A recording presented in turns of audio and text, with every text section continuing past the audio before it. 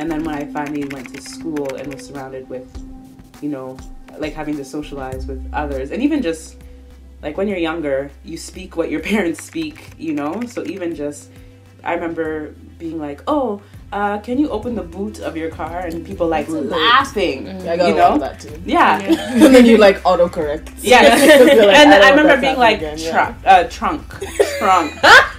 Even like, oh, it's in the oven. And people are like, don't you mean the oven? Yeah. And they're like, oh, I'm going to eat a sandwich. Oh, don't you mean sandwich? Like all this stuff that I remember being like, must learn how to pronounce. Yeah. High school. Talk about I that. think I had to, you know, yell a lot.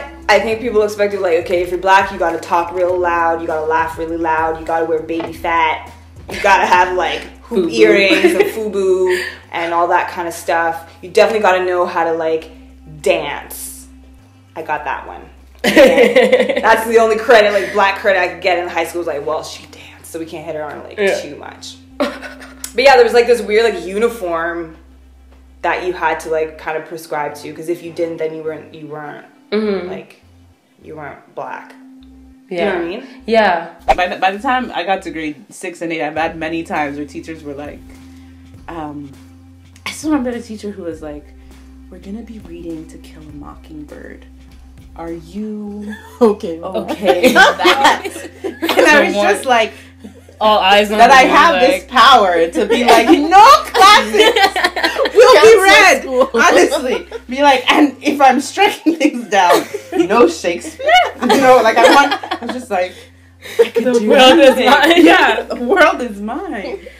You know, grew up in Ottawa, and at that time was this like the late 80s, early 90s. It wasn't that diverse when I was in elementary school. So to see mostly white people was pretty normal. Like I was like one of 2 colored girls in my class. Yeah. In school.